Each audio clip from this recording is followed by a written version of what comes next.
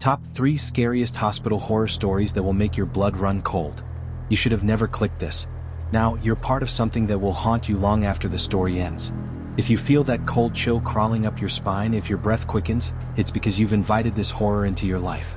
And now you cannot escape. Story 1. The Nurse Who Never Left. It was just another late night at the hospital.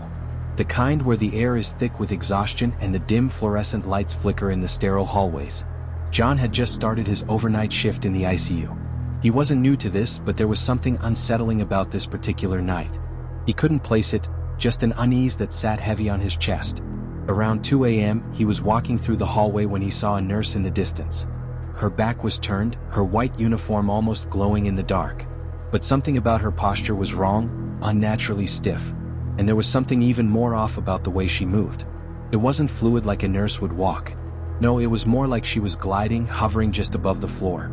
John quickened his pace, heading towards her.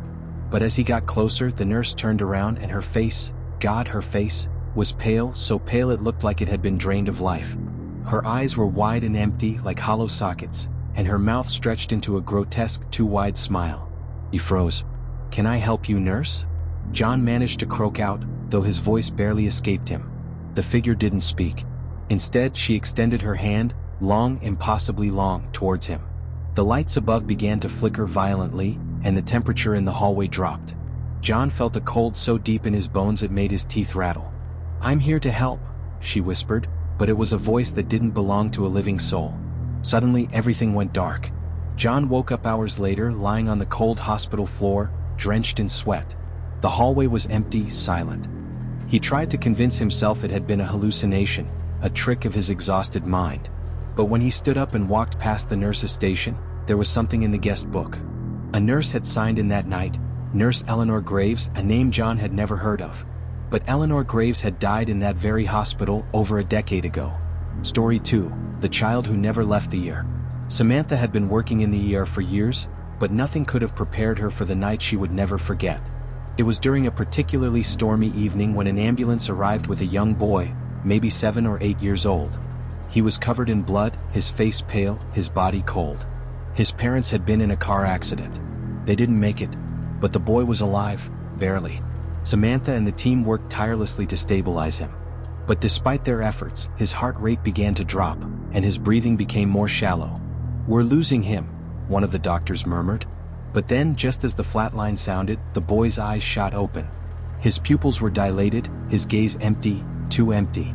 His head jerked to the side, and he whispered in a voice that wasn't his own, "They're still watching." Samantha froze. The temperature in the room dropped, her breath becoming visible. The monitors all went haywire. Static, beeping, and a loud ringing filled her ears. The boy's hand shot out, gripping her wrist with unnerving strength. "They're coming for you. Don't look behind you." His voice rasped, so cold like the grave. Samantha turned, and behind her, there was nothing but a black void, a swirling, suffocating darkness that seemed to stretch on forever. Then the boy smiled. It wasn't the smile of a scared child, it was the grin of something ancient, something evil.